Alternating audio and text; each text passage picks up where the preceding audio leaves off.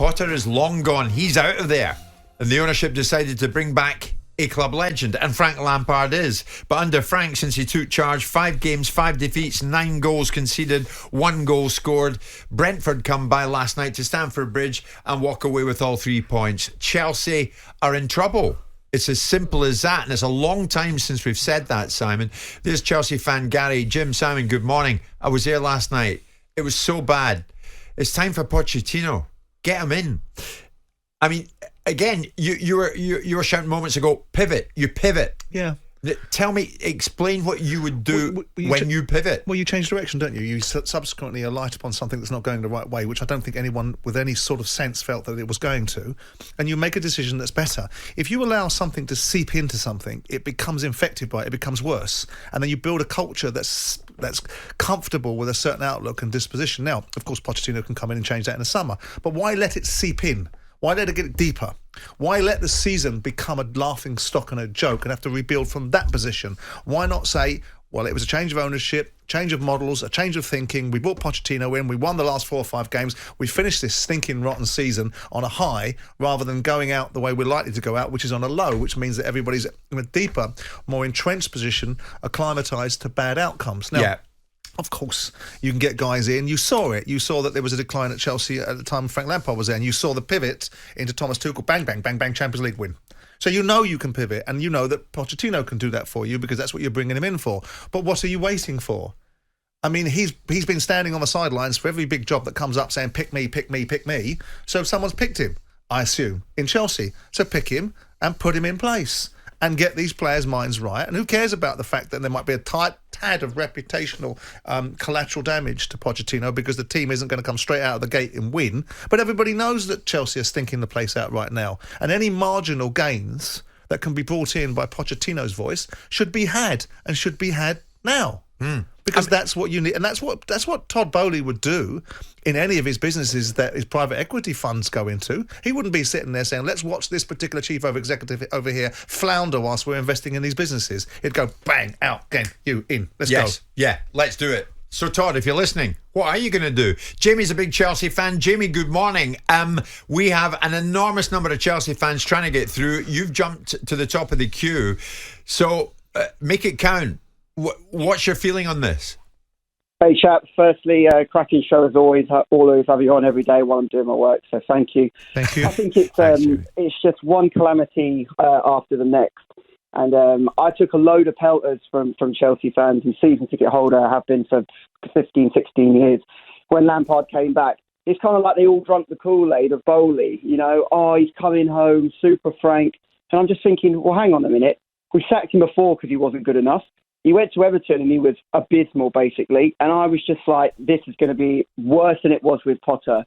Because if you look at Potter, he's worked his way up from, managing like Leeds Uni, Ghana women's team, gone to Sweden. He's worked his way up. Lampard's just come in at Derby. You can't tell me that Lampard knows more about football or tactics or dressing rooms or anything than Graham Potter does. So, okay, now, Jimmy, you speak well. So what now? What now, though? Well, I think Pochettino is, I disagree a bit with Simon. I think he's actually good for us. I know some fans might have a problem with, his ex-Tottenham connections, but right now it can't get any worse. I'm in two minds about whether bringing him in now is a good idea or bringing him in at the end of the season. But I think the only way we won't get relegated, and I really mean this, is because there isn't enough games left. I agree with Cundy on last night. If there were 12 games left, we could get relegated because we've got to play the top 4, I think, still with the last few games. You've got a point, Jamie. He's not wrong. Possibly. He's not the first I've heard say that. Possibly, but that's not the position. So it's kind of irrelevant because they're in a different position. And you don't agree with me on Pochettino because we're not colliding in the same space. I don't think Pochettino won't be unsuccessful for Chelsea. I think he'll make you contenders. But I didn't think you wanted to be contenders. I thought you wanted to be winners. Jamie, we'll like your call. We have to move on because Greg's been waiting. Greg, take me to the break. Where's your head with it? I mean, Jamie there, he spoke well, but he's in two minds about Pochettino coming in today. Should something happen today, Greg? Hi, guys. Thanks for having me on. Great show. I love your show.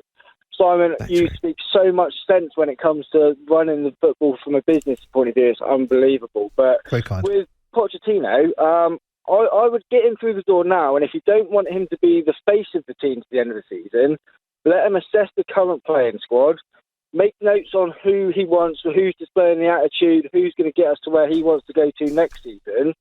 Look at the raft of players we've got out on loan that can fill some of the voids.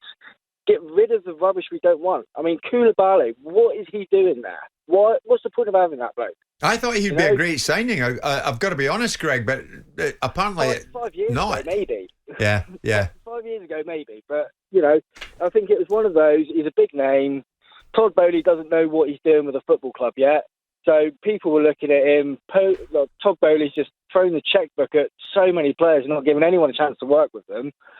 So I think get Pochettino in. If you don't want him to front the club until the end of the season, let him assess what we've got. Give him a head start on pre-season. Make a list of realistic targets that are going to take us on, and just get rid of a load of the dead wood. Get rid of the players that don't want to be there, that aren't going to play for the badge, that aren't showing any commitment to us at the moment. Yeah. And move on. Okay. In a word, Greg, next up, Tuesday, you're at Arsenal. Do you win it? I wouldn't put us against an under-11s team to win at the moment. I've got to be honest with you. Greg, thanks for the call. Honestly, I'm so sorry. So many calls coming in, but we've got to move on. We're coming up to 11 o'clock. It is Arsenal next. That's going to be interesting, Simon. They've got until Tuesday to get their act together. And Frank, no doubt, if it is going to be Frank, is going to work in it. But, Simon, there's one for you. They've got until Tuesday.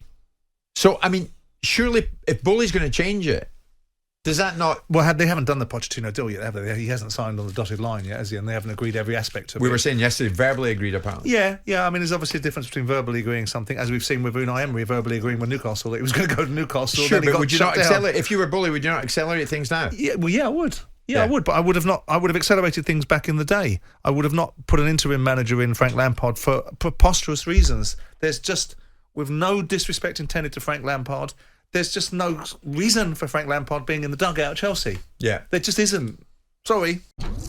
Jim White and Simon Jordan. Monday to Friday mornings from 10 on AM, on DAB, via the talkSPORT app and on your smart speaker. talkSPORT.